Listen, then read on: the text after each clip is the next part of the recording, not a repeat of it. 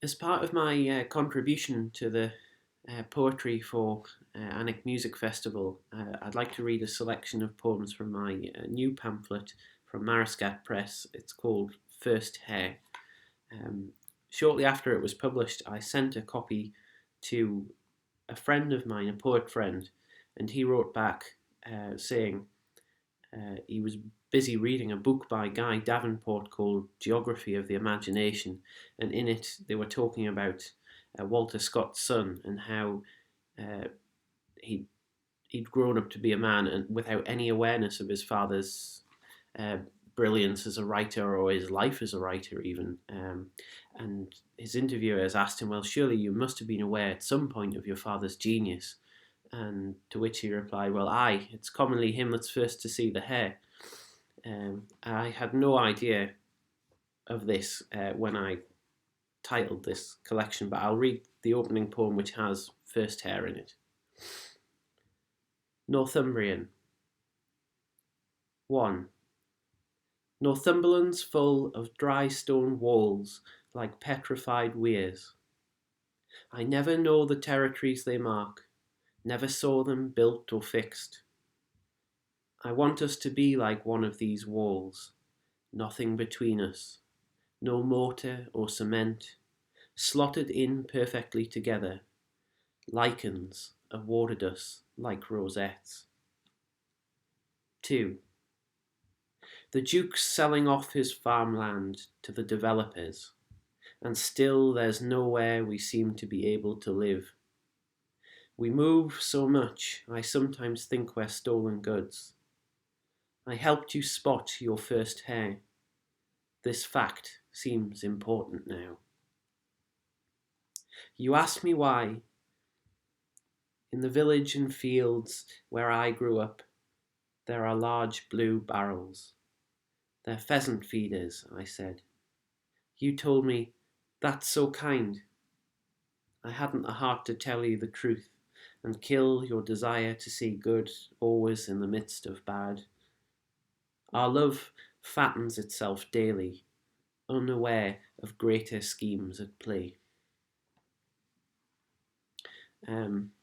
So my wife is a Flemish Belgian, um, and this next poem is called Le Merle Blanc, where the white blackbird, and it also, as well as being a love poem of sorts, it also touches on one of my obsessions, which is collecting and using fountain pens. So this is Le Merle Blanc. Made in England, the Blackbird fountain pen was also exported to Belgium as Le Merle Blanc, white blackbird.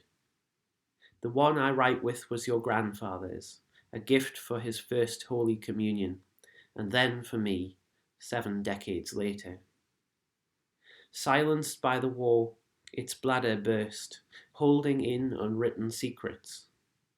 Repaired, it writes in English instead. We are the produce of one nation, packaged for another.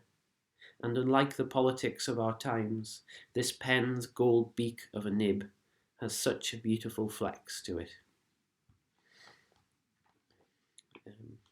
Growing up, my least favourite relations were always my uncles. No offence to them. I don't think they'll see this though. And then having no children of my own, but having a sister, I found myself catapulted into the role of an uncle myself. So this is a poem about uncles.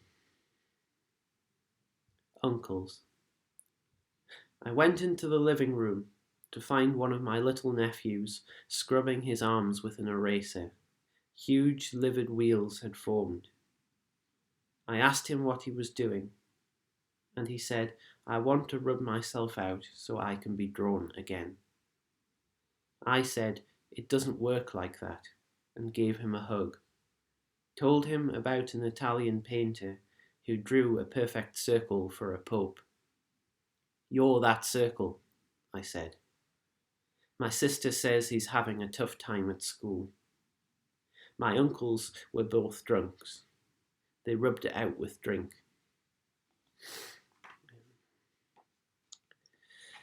I know poets spend far too much time writing elegies, and there are inevitably a few elegies in this pamphlet, but I just picked out one in particular, um, since this guy was the person that it mourns, lived and died in Northumberland.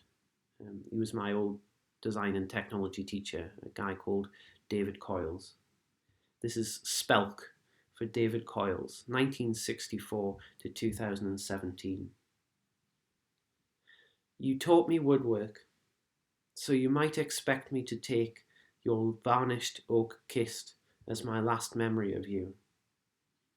I remember the music at your funeral, the young piper repeating the refrain from Knopfler's local hero. It was far from the Cowell Moor, but like Pibroch, calculated to have a little shudder in the drone, when your body and voice buckle with grief, and all you let slip is that tiny tremor, a mere spelk for the seasoned carpenter.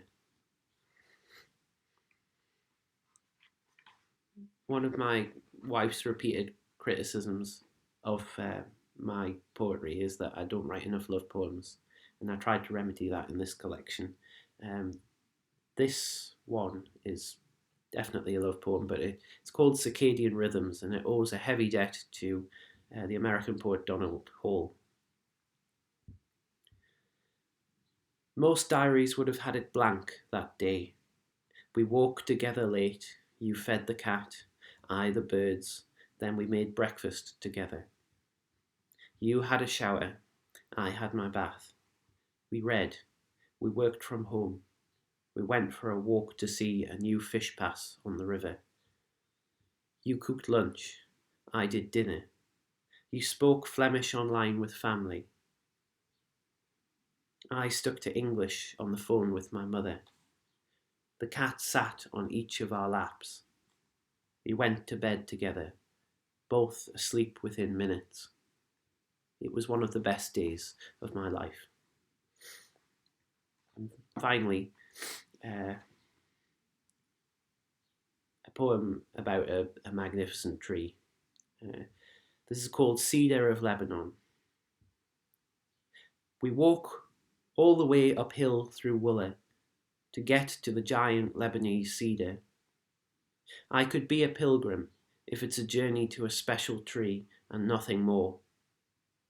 You recall the great groves in Lebanon as we stand under its huge, prickly umbrella, gathering cones hard as green grenades that we take away to try and grow elsewhere, to be thrown into the future and explode in mushroom clouds of resinous canopies.